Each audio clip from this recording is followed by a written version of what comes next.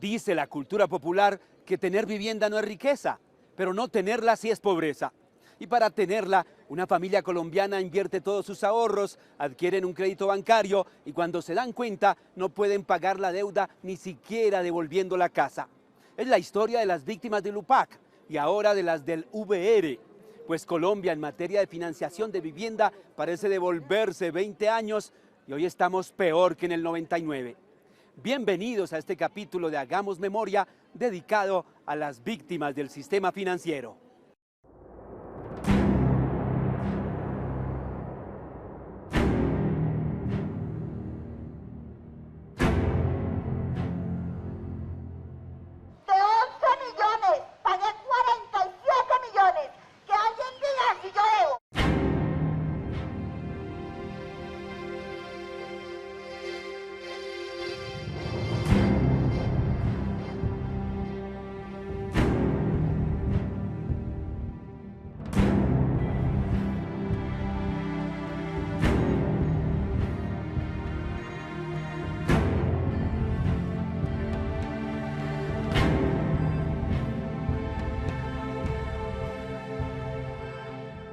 Mi esposo murió, me dejó un seguro vida, con eso vine y le metí seguro, compré esta casa, se la compré a una señora en 15 millones, la negociamos por 50 millones y pues ella dijo no, tenía un crédito, que toda tal cosa, y las cuotas eran en pesos, que eran 360 mensuales, entonces yo seguí pagando 5 o 6 años estas cuotas hasta que se subió a 800.000 pesos.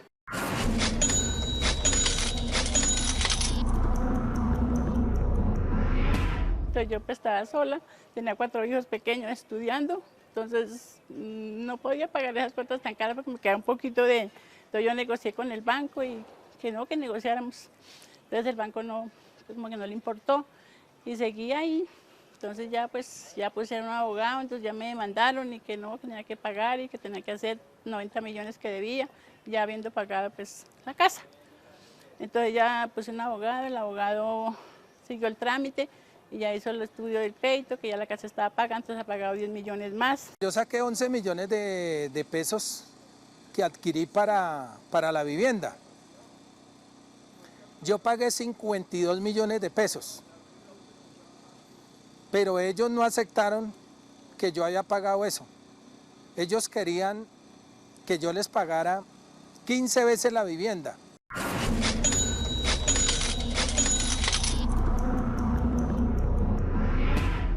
Si es que yo he pagado más de 52 millones de pesos por 11 millones. Yo no permití el robo, ¿sí?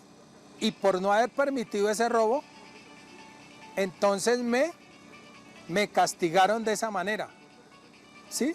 Me castigaron y tomaron represalias y por eso me sacaron de esa manera. Pagué hasta 2008, le pagué al mismo abogado, que fue un abogado que se llama Fernando Salazar, que es uno de los duros. Supuestamente ahora después descubrí que era uno de los duros de los remates, de los carteles tenaces. Entonces mi casa no la cogió el rematante, que es un cartel grande. Y ya cuando me avisaron, ya estaba la casa rematada, no me avisaron, no había oportunidades de nada. Vinieron acá y me sacaron como una delincuente. Trajeron 40 policías, llenaron, sacaron todos los carros, me dejaron desocupada, se metieron por las ventanas, me atropelló la policía duro, el juez y el rematante, y me sacaron. Yo me encontraba durmiendo en ese momento porque eso eran las 6 de la mañana. Cuando yo me sentí interrumpido por unos macetazos que le estaban dando a la puerta.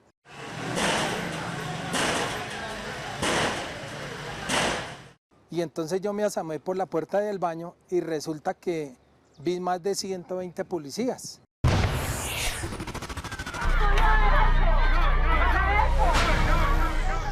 Yo entré en shock y en desespero que intenté suicidarme.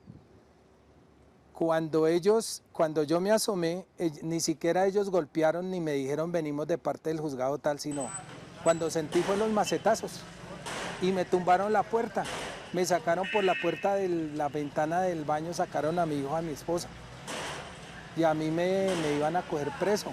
Me tumbaron la puerta, me sacaron todo lo del negocio, me destruyeron el negocio con agua. La tanqueta de la policía vino y me echó agua y destruyeron todo el negocio. Lo que quedó lo sacaron, vitrinas y todo, y lo echaron a unos camiones para llevárselos para una bodega. Tenía mi casa, era mi casa y yo ya la había pagado. No esperé que fueran a hacerme semejante desalojo tan horrible, que me sacaron peor que Pablo Escobar. Ya no se metieron con la puerta, sino rompieron las ventanas, se metieron, me robaron una plata, me robaron mis cosas, mi trasteo, la mitad se la guardaron ahí y la otra pues la tengo en un garaje que me tiene mi yerno en arriendo y así, ahí estoy. Entonces vivo donde mis hijos, son allí en Maelena 9, en Suba y en Kennedy, que vive mi hija mayor. Van con una patrulla de policía, van con cuerpo de bomberos, ya van con tanquetas y adicionalmente va la policía de infancia. Y han llegado a extremos que han ido a sacar a la gente a las 4 de la mañana, 6 de la mañana, cuando la ley no permite que esas diligencias se hagan en horas no laborables.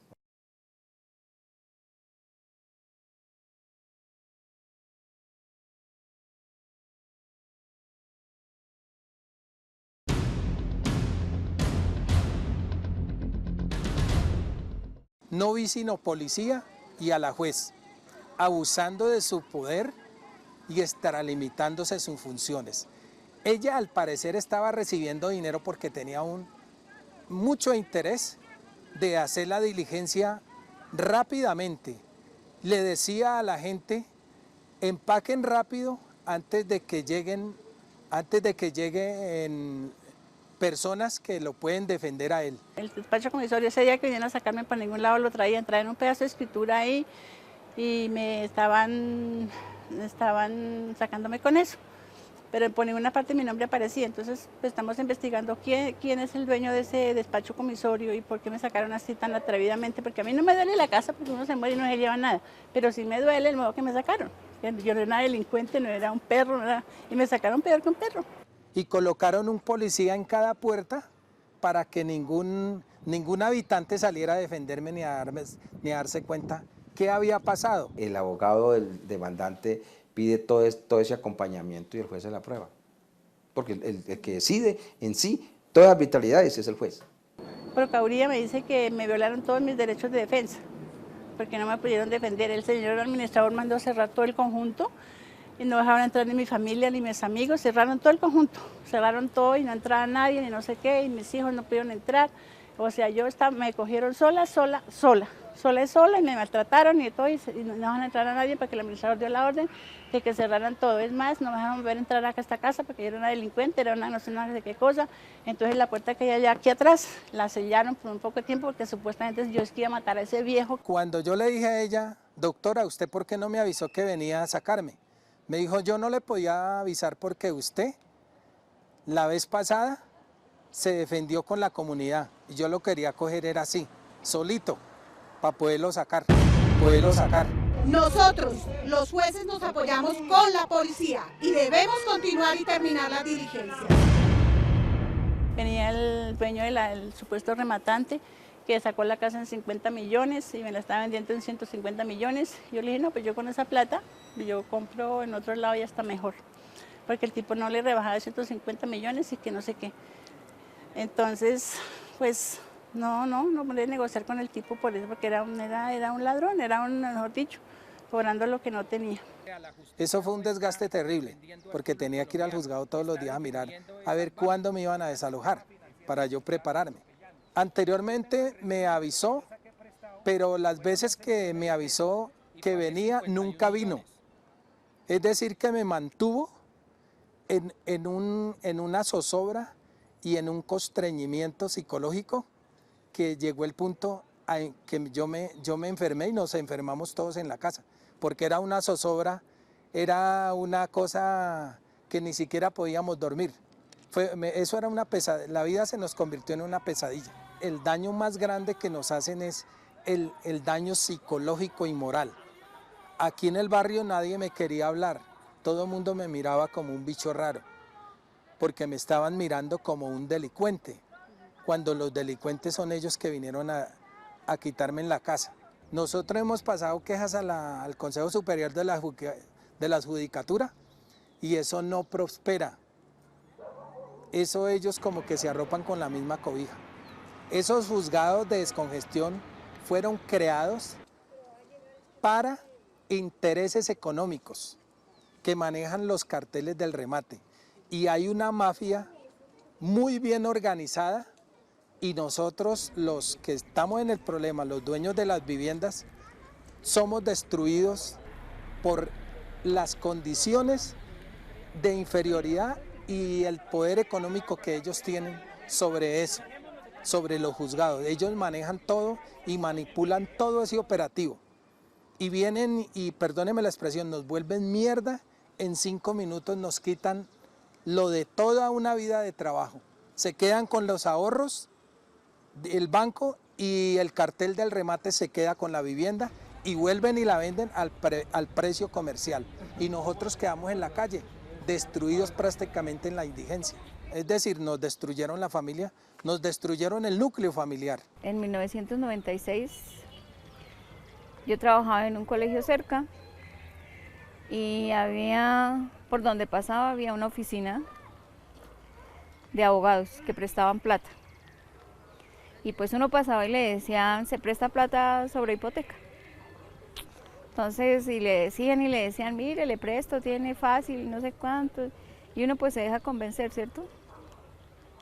Entonces saqué un préstamo a uno de esos abogados, pero pues como inocentemente, porque ya ahorita cuando uno analiza las cosas, me aplicaron usura del 5 y del 6%, se aplicaron usura.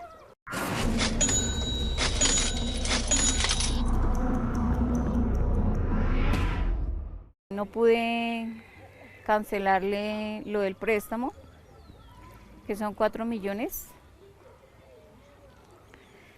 y él inició proceso. Es un prestamista particular, no es un banco, porque digamos acá en Colombia los pobres, para que tengamos una vivienda nos toca valer, ¿no es cierto? Así sea de un banco o sea de un agiotista, que es el que nos presta con toda la usura que él quiera, igual que un banco. No le pude pagar la plata, inició proceso, me embargaron, se inició el proceso en el 2004, en el 2009 me hicieron el embargo, el 4 de febrero del 2009. Bueno, fue tenaz para mí, lloré ese miércoles porque pues imagínense que lleguen a uno a embargarlo, me dio duro. Entonces bueno, yo tenía una maluquera y me fui el jueves, el 6, a una citología, como algo normal, cuando me dicen que tengo cáncer.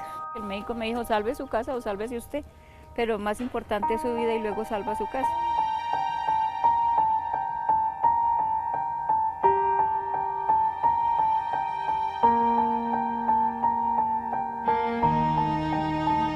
Yo solicité un crédito en el Banco de la Vivienda en junio de 1998, donde me desembolsaron la plata y me hicieron firmar papeles en blanco. En ningún momento me dijeron cuánto eran los intereses que iban a generar, y con esa letra menudita menos podía uno leer eso, y como un incauto entré como otros colombianos, porque al final del tiempo que estaba pagando, entre más cancelaba, más debía.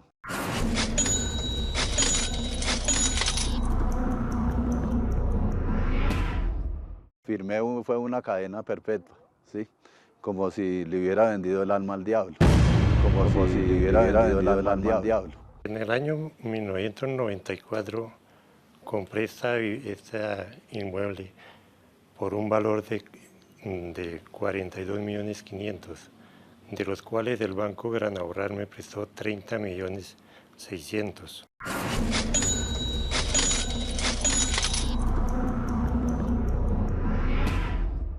Comenzando a pagar cuotas de 399.000 pesos, pagando la última de 914.000. La cantidad que pagué hasta la cuota 52 que es de un valor de 32.925.941 pesos. Me dijeron que eso no, que esos 55 millones no, eso no era nada para lo que yo tenía que pagar, que yo tenía que pagar muchísimo más. Porque yo desafortunadamente había sacado un crédito en UPA y que esa era la ley del UPA.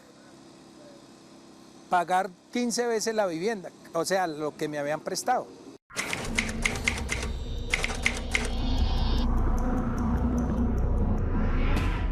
A la gente le tocaba pagar por los créditos de vivienda el UPAC, que era la corrección por la inflación, más una tasa de interés, que en algún momento llegó a 15-20%. De suerte que los clientes, los deudores de la vivienda, tenían que pagar esta propiedad 4 veces más que su valor, de manera que se volvió un sistema abiertamente expropiatorio, con condiciones muy superiores a las que las personas pensaban en el momento de contratar el crédito, y luego a situaciones en que no correspondía a la realidad de las personas, de manera que con su ingreso, que contrataron la deuda, no podían pagar las obligaciones a esas tasas de interés. En 1988, abril exactamente, el Banco de la Vivienda prestó 1.800.000 para completar el pago de esta casa, porque desde luego se había dado una cuota inicial. Ese crédito pues se hizo con una hipoteca por 1.800.000. Ni en la escritura ni en ninguna parte dice que el banco tenga derecho sobre el inmueble. Y de hecho, el banco tiene derecho a cobrar el dinero que prestó y tiene derecho a cobrar unos intereses, que esos intereses desde luego están regulados por la ley.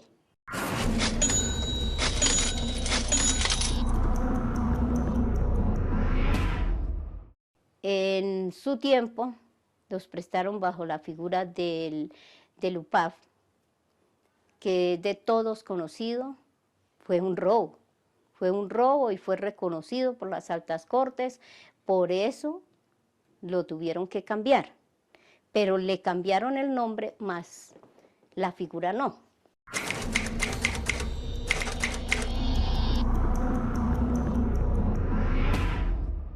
Un crédito que habían recibido, supóngase usted, de 100 millones de pesos, lo habían pagado durante 10, 12, 15 años, y al final de esos 15 años, en realidad, debían 2 veces lo que le habían prestado, o sea, debían 200 millones de pesos, y además de eso, no podían pagar ni siquiera devolviendo la vivienda. Eso implica, desde el punto de vista psicológico, la mayor derrota de un ser humano, porque uno a veces en las calles tiene problemas, pero se refugia en su hogar, con su mujer, con sus hijos. Pero cuando uno tiene que llegar, después de 10 años o 12 años de trabajo, donde ha entregado todos sus recursos, donde ha vendido su carro para conservar la vivienda, tener que decirle a su esposa y a sus hijos, esto que hemos adquirido con tanto esfuerzo, esto ya no es de nosotros. No solamente no lo hemos pagado, sino que lo que hemos pagado ahora debemos el triple. Pero adicionalmente tenemos que irnos ya de aquí porque nos van a lanzar con el ejército, con la policía. Pues esa es la derrota mayor de una persona. Y ese fue el drama que vivió la clase media colombiana por allá en los años 2007, 2008. Cerca de 1.500.000 familias habían perdido su vivienda. Yo tuve una deuda con la vivienda en el año 98, me dieron 10 millones de pesos por un préstamo para hacerle algunos arreglos a la casa y hacer un pago que debía. Y ese dinero yo lo cancelé en 3 años. En el 2001 ya estaba cancelada esa deuda. En esos 3 años yo alcancé a consignar 16 millones más o menos. O sea, 3 años que se pagaron 6 millones, casi que un poquito ya iba a ser el doble de la deuda.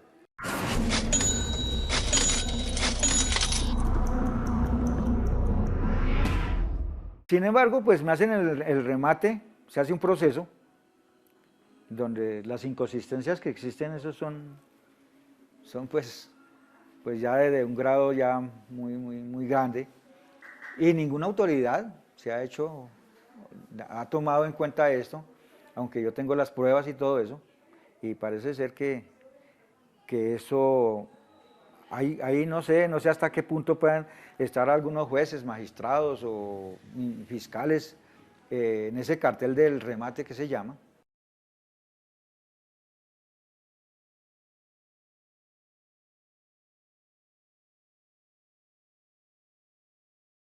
Todos sabían que el problema existía, el gobierno sabía, el Congreso sabía, pero ninguno se atrevía a hacer nada, muchas veces porque los intereses económicos eran tan poderosos que impedían que hubiera una ley o un acto del gobierno a favor de la clase media que sufría este drama de pérdida de su vivienda.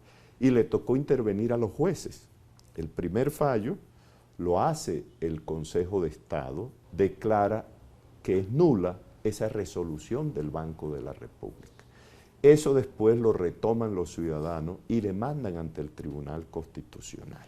En los años 99, por allá, 2000, 2001, el Tribunal Constitucional comienza a intervenir para establecerle límites a el famoso UPAD y entonces se crea la famosa VR, ¿sí?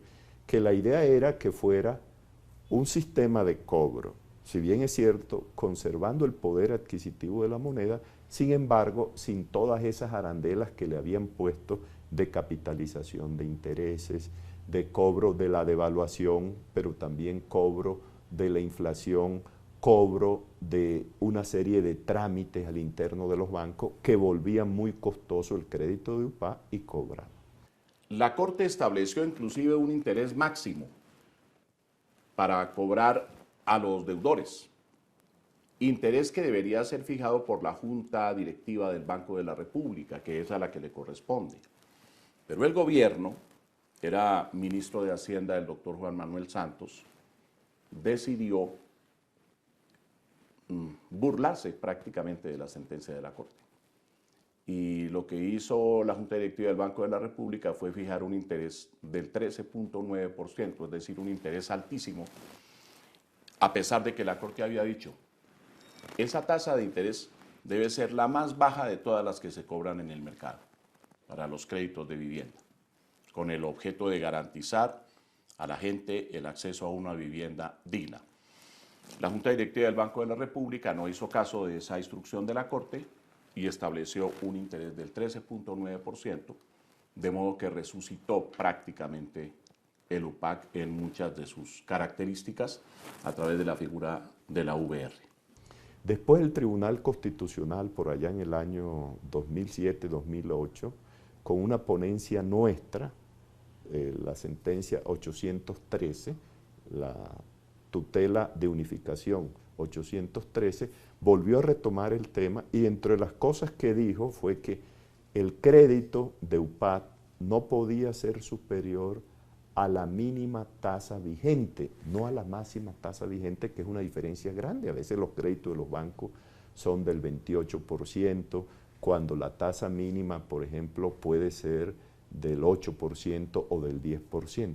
Pero la realidad es que ni el gobierno, ni el Congreso, y lo más grave hoy en día es que ni siquiera la propia rama judicial han respetado esos parámetros del Tribunal Constitucional. En la reliquidación salió de que tenían que devolverme en 12 millones.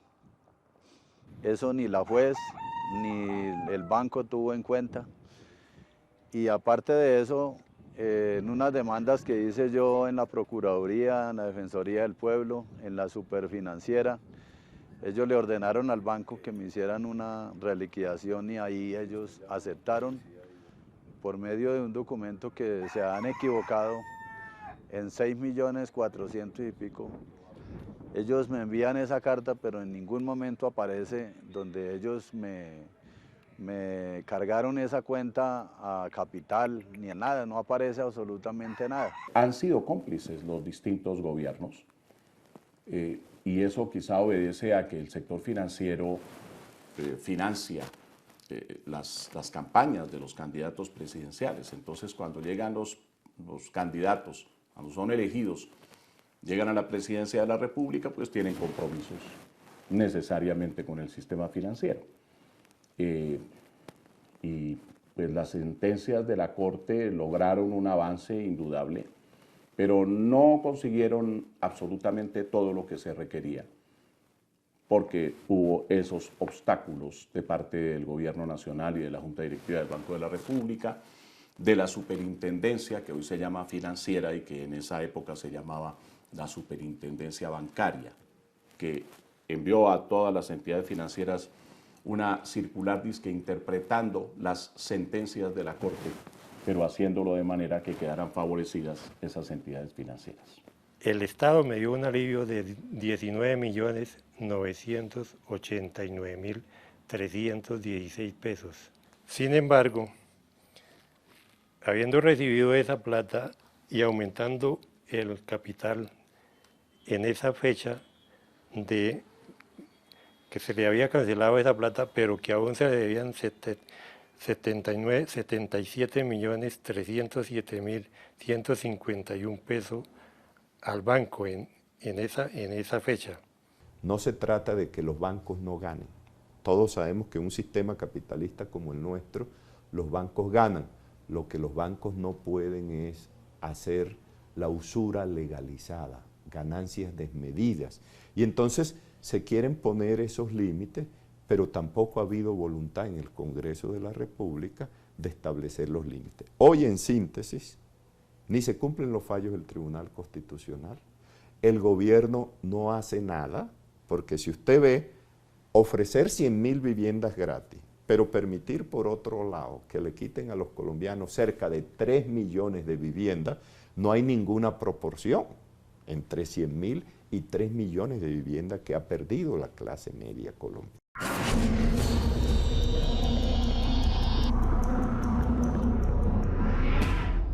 Detrás de esa fachada se esconden unos rematantes que están al acecho para cuando uno pasa una oferta, entonces ellos están detrás para quedarse con la vivienda.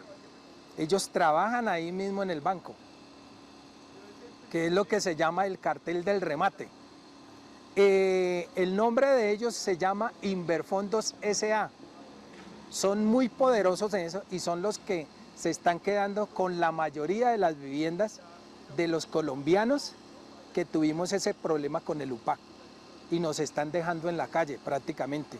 Ahora otra cosa, me quitan los ahorros, que fueron 52 millones, el banco se queda con eso. El cartel se queda con la vivienda, que vuelve y la vende. Y yo quedo reportado de por vida. Yo no puedo volver a solicitar un crédito porque yo quedé reportado, quedé muerto comercialmente. O sea que yo voy a morir prácticamente con la ilusión de tener una casa. Pero una casa en el aire, porque ya es imposible que me den un crédito porque estoy reportado. Resulta que el cartel aquí del remate es el que los bancos le ponen ese, yo diría, le tiran el huesito, o sea, después de que le han quitado todo el esfuerzo, el trabajo, los ahorros a la gente, al final manipulan esas operaciones y se las dejan al cartel del remate. Pero sorprende que jueces, magistrados, la Corte Constitucional, la Corte Suprema, ellos ya conocen este tema y siga el tren del despojo, el tren de la locomotora, como decimos, la locomotora del despojo y la locomotora del desplazamiento interno sigue a todo vapor. Mi hijo mayor, que es docente del distrito, sacó un préstamo de 20 millones. Y yo, pues, imagínese, salí de una quimioterapia y nos dieron la plata, salí de una quimioterapia, me fui con la plata, le aboné a la señora, y esta doctora, no... O sea, yo estaba tan vulnerable de salud que yo no pensaba ni nada, sino en curarme, y ella se aprovechó de eso, recibió la plata y no pasó ningún informe al juzgado. Entonces se llevó a cabo el remate. Ella solicitó el remate habiéndole dado abono y se llevó a cabo el remate. Entonces ya viene el nuevo dueño. Por orden de un juez vienen y lo sacan y lo quieren sacar a uno de la casa, pero lo más terrible es que no es como a sacarlo de la casa de una forma normal, sino como si fuera el peor delincuente del país.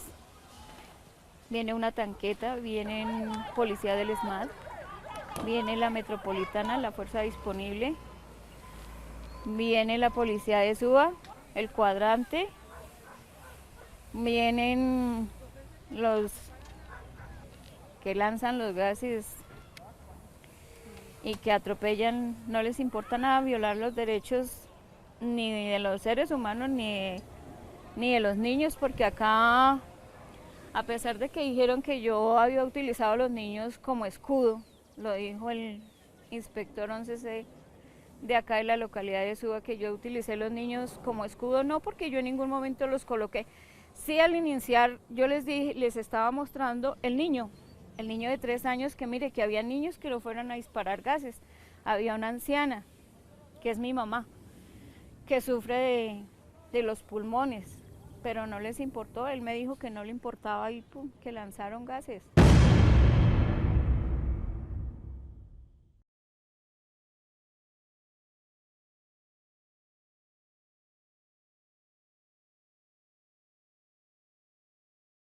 Al no cancelar yo esa cuota, esa cantidad de dinero, me demandan en el año 2002.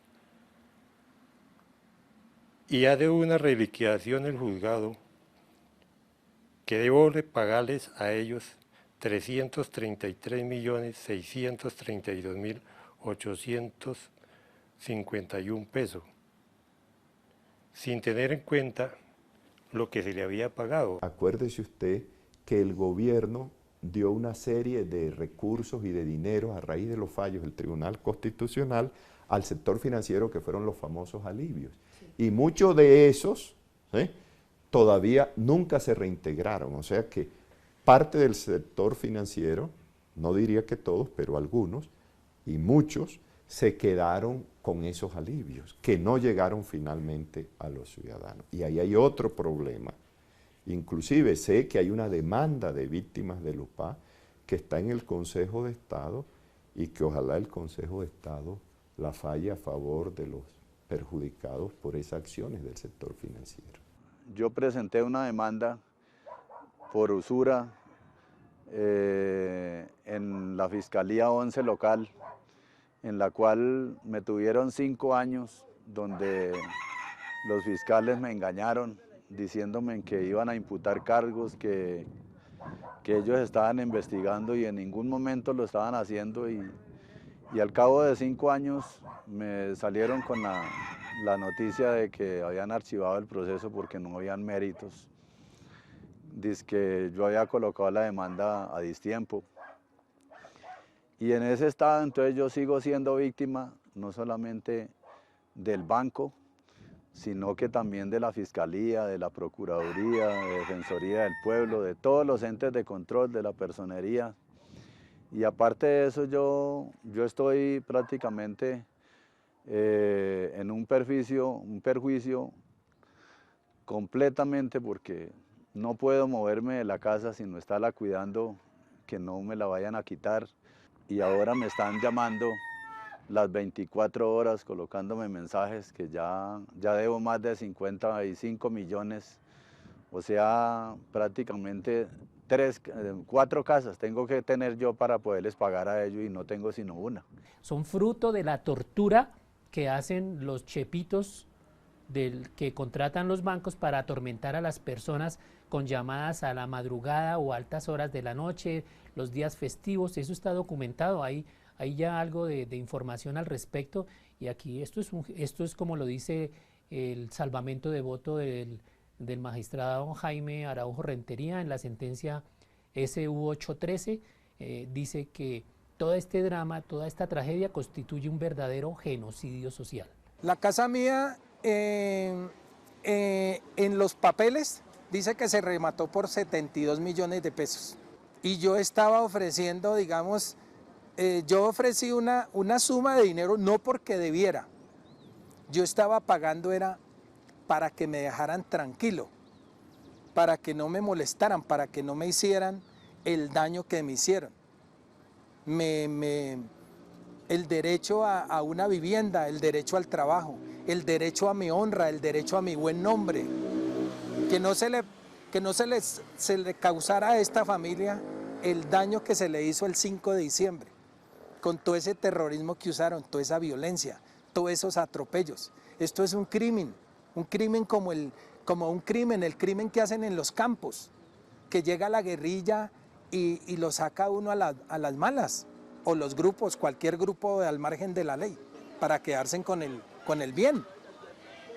Aquí se está haciendo lo mismo en la ciudad, pero este delito está quedando prácticamente en la impunidad. Primero nos atacaron con la tanqueta con el chorro de agua, que eso está en videos. Y pues si a alguien lo van a sacar de la casa y primero lo atropellan, pues yo pienso que uno tiene que defenderse, por más que sea la policía. Nosotros nos defendimos como pudimos, porque a la puerta usted puede mirar todas las ventanas, me las rompieron porque la policía, la SIJIN se me olvidaba nombrar, estaban de particular ahí en el parque, lanzándonos piedras. Dañaron la casa, rompieron todo, y los bomberos, que me quedo como un poquito, pues uno se queda como sorprendido, porque yo pienso que la misión o la función de los bomberos no es venir a un desalojo, a un intento de desalojo, con una mototrozadora grandísima a quitar la puerta, a romper la puerta. No pudieron porque pues yo tenía pared ahí y tenía unas láminas de hierro, entonces no pudieron, pero ellos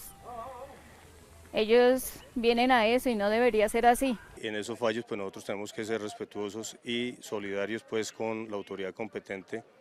Y en ese caso, si la autoridad que emite el fallo pide el apoyo de la policía, pues nosotros tenemos la obligación constitucional de prestarlo de manera oportuna.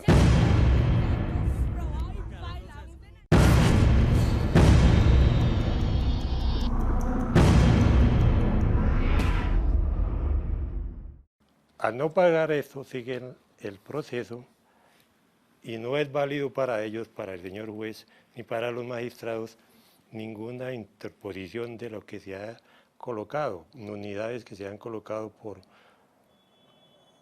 cosas que el abogado ha interpuesto. Todas han sido negadas por el señor juez y por el señor magistrado a las veces que el proceso ha ido al Tribunal Superior. Yo prácticamente estoy ahí hipotecado como si, o sea, cuidándole la casa a ellos. El abogado mío, al parecer lo llamaron y le ofrecieron dinero.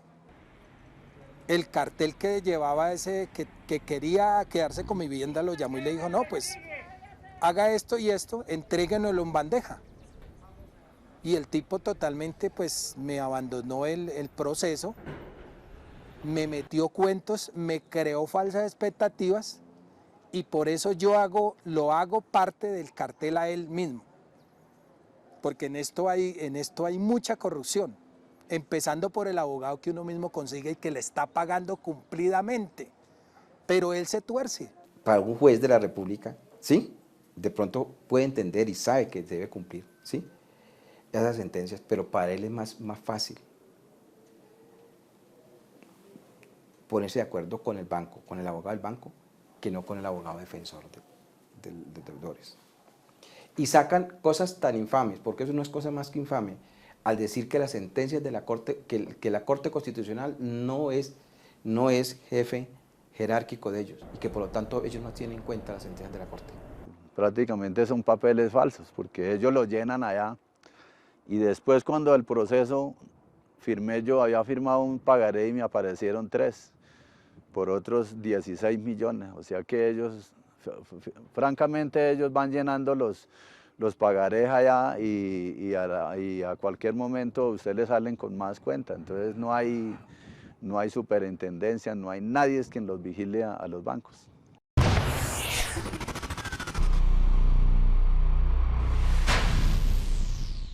Fui una víctima por parte del Estado, porque la policía es el Estado, es del Estado, y vienen además de eso los bomberos, viene Bienestar Familiar, Sonosis, la Personería, el Ministerio Público, que no defiende para nada los derechos de uno.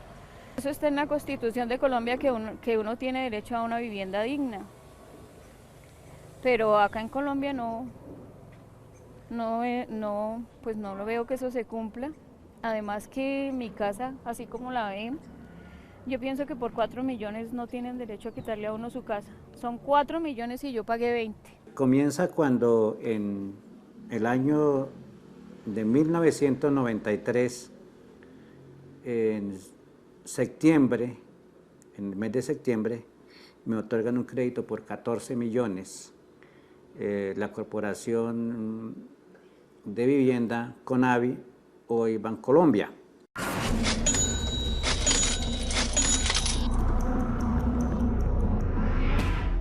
Se alcanzan a pagar con esfuerzo grande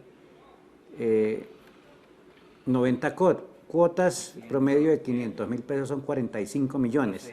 Debido al incremento espantoso de estos cuotas, pues se pagó hasta el 2001 y el banco instala demanda ejecutiva y pues de ahí comienza la situación de zozobra y de amenaza. Ya con 10 intentos de desalojo, los dos últimos, el último lo hemos enfrentado con acción de hecho porque no ha habido otro recurso y no podemos permitir que el banco nos arrebate, nos robe la vivienda, ya que es patrimonio de mi familia, de los nietos, de mis hijos.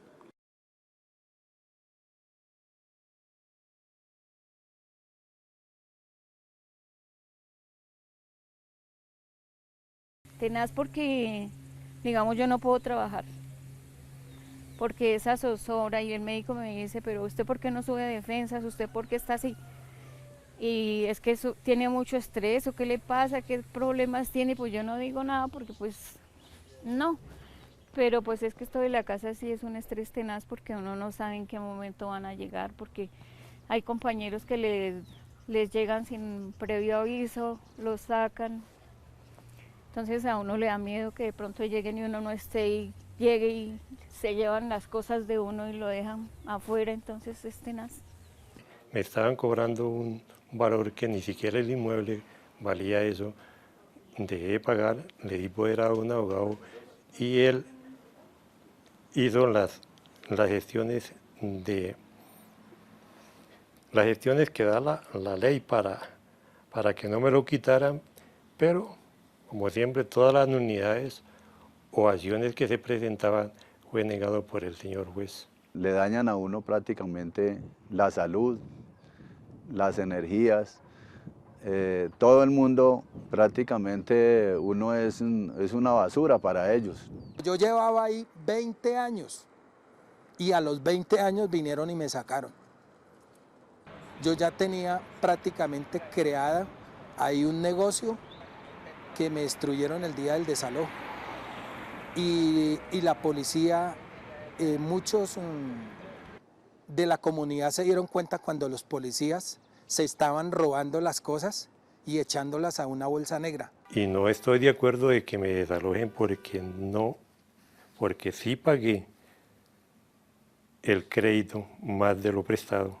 Y es una plata que no la tienen en cuenta ellos. Ellos quieren quedar con el inmueble. Me colocan una cuota de 333 millones de pesos para que yo no los pueda pagar. Para ellos pueden quedar con el inmueble, quitármelo. Hay un patrimonio que se ha trabajado y que a nadie se le ha quitado, sino que se ha trabajado y que se le ha dado al banco para pago de él. Además, ellos ejecutan el inmueble para que hacen con él todo sin tener en cuenta de que ellos no me prestaron para pagar todo el inmueble, sino que yo di una cuota inicial de 13 millones y pesos, de 3.500.000 a la constructora. Únicamente te prestan dinero para que usted no pueda pagar el crédito y hacerse el inmueble. Así está diseñado el sistema, no hay otra forma. Yo salí a negociar con el abogado del rematante. Le ofrecí, le dije, listo, vendamos la casa. Él dijo que ha gastado 90 millones del rematante. 72 que consignó por mi casa. Y que lo otro han sido en gastos de las diligencias que pagan, yo no sé cómo será eso. Pues le dije, listo. Yo la vendo, le doy los 95, vendámosla y yo le doy los 95 y mire, yo soy tan buena gente porque yo no quería que hubiera nada porque pues mis niños están acá, mis niños viven acá, mis nietos. Entonces le dije, no quiero que haya nada, si quiere yo soy tan buena gente, le doy 20 más, dejémoslo en 115. Y no quiso. O sea, uno trata de conciliar y no quiso. Tengo que estar todos los días en los juzgados, a ver a dónde ellos me demandan. En la oficina de registro, pidiendo, cada mes me toca pedir un certificado de tradición que vale casi 14.000 pesos, a ver cómo estoy, si ya estoy demandado o no. Y yo perdí la familia, porque uno no puede ni arrendar, ni vender. O sea que uno tiene que de por vida, ¿sí? De por vida, o sea, espero yo con los 63 años que tengo yo, quién sabe cuántos años más para esperar que el banco porque ya deberían de ellos reconocerme a mí todos los daños y perjuicios que me han hecho a mí. El 5 de diciembre fuimos desalojados. En este barrio, 5 familias, la cual también fueron amenazados y sobornados para que entregaran sus viviendas. Les dieron a 2 familias, les dieron, los rematantes les dieron $1 de pesos para que sacaran las cosas a las buenas y no corrieran la situación que yo estaba corriendo en ese momento. Yo pienso que sí voy a demandar al Estado por todo lo que hicieron, porque es que la casa está vuelta a nada. Y no solo eso, psicológicamente nos afectó muchísimo. Ver a los niños vomitando y sangrando fue terrible, ver los pajaritos muertos, ver los perritos allá atendidos, que uno no sabía si estaban muertos o cómo estaban, porque es que gasearon mucho, muchos gases. A mí me enseñaron que los derechos de los niños prevalecen sobre todas las cosas y yo creo que también prevalecen los derechos de los animales. Entonces le roban a uno el subsidio que le pertenece por el gobierno, le roban el auxilio, le roban la casa, acaban con la familia. Entonces ellos prácticamente ahorita pretenden y me viven asustándome, ¿no? Que eso lo van a vender esa cartera a otra persona y que ellos sí vienen y que me roban la casa y que si es que no me da pena con la familia, con los vecinos, con todo, mejor dicho, es una extorsión moral. Yo pedí una nulidad por la enfermedad y el juez 14 del circuito, que es el juez tutelar, me la concedió, pero el juez 24 civil municipal, el que lleva el proceso, él todo rechaza, nada acepta, todo lo rechaza. Y pues ahorita yo creo que vamos a hacer es un desacato porque eso ya tocó. En nuestros barrios ni un desalojo más. Están como acostumbrados a que todo lo niegan y quítenle las casas y dejen las familias desintegradas porque, digamos, nosotros estamos unidos acá porque estamos en la casa, pero si a uno lo sacan, la familia se desintegra por completo. Entonces uno queda como, ¿en dónde nos vamos? ¿Será allí bajo el puente de la Cali? No conceden las tutelas. Entonces la rama judicial tiene muy buena parte de responsabilidad. los jueces, la misma Corte Suprema de Justicia.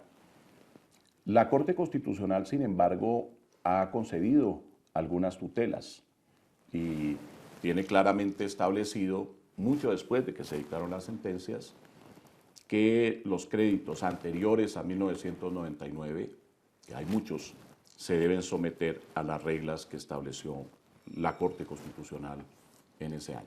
No vale ninguna interpelación que se haga, ninguna denuncia que se haga sobre el problema, no nos escuchan, no tiene validez, no hay una entidad que realmente se ocupe del problema. Somos desplazados de los bancos, de todas esas cosas que nadie le pone cuidado, no hay justicia, no hay ley, porque yo por todas las partes que han dado, pasé papeles por un lado, por el otro, y ninguna justicia hubo a mi favor. Todo lo negaban. Es una multitud de corrupción en el Consejo de Estado, corrupción, en todas esas partes hay mucha corrupción. Entonces a uno allá lo miran como nada y todo le niegan. Yo no le debo al banco, yo no le debo a nadie, yo tengo mi casa en la totalidad paga y lo puedo comprobar y eso lo tengo en la fiscalía, haciendo ese trámite para que se compruebe que sí hay una estafa. Los derechos no se mendigan, sino que se reclaman, y yo creo que tienen derechos.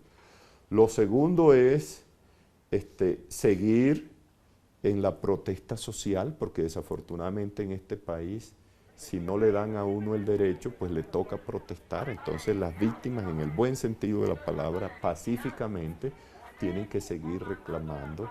Tercero es una labor de persuasión en la rama judicial para que entiendan que las providencias del Tribunal Constitucional sobre UPAD, las que se habían dictado antes de que yo estuviera en el Tribunal Constitucional, y la SU 813, que fue una sentencia que recoge parte de esa tradición a favor de las personas que han sufrido los desalojos del UPAD, son fallos válidos que hay que cumplir y que la rama judicial tiene que cumplir. Y lo ideal es la intervención del gobierno, que el gobierno entienda que no puede haber paz en Colombia si los colombianos, si la clase media que ha hecho un esfuerzo por obtener una vivienda como un anhelo y como un sueño de futuro, la pierde, y la pierde por esos intereses desmedidos. Ahí no habría paz. Si el gobierno de verdad está comprometido con la paz, no es solo la paz de las armas, sino la paz social y la paz económica. Y en el tema de la vivienda, la construcción de 100.000 viviendas no es una ínfima parte frente a permitir que se le quiten 3 millones de viviendas a los colombianos. No me puedo quedar yo en la calle con mi familia. Como comentaba anteriormente, di mi patrimonio acá en el inmueble para bienestar de mi familia, no para bienestar de un tercero que me viene a cobrar una cantidad de dinero que no vale el inmueble y que porque no le pago eso, entonces me desaloja valiéndose de la justicia, de la ley, y es que la ley es para eso, para sacar a las familias a la calle. Entonces no estoy de acuerdo con eso, y ese día que me vengan a sacar haré alguna acción para que no me saquen. ¿Eso no es un desplazamiento? ¿O es que el desplazamiento solamente lo producen los actores violentos de esta guerra sin sentido que tenemos de hace 50 años? ¿O, al igual que desde hace 50 años, sin sentido alguno y sin piso legal, siguen expulsando a la gente de su vivienda?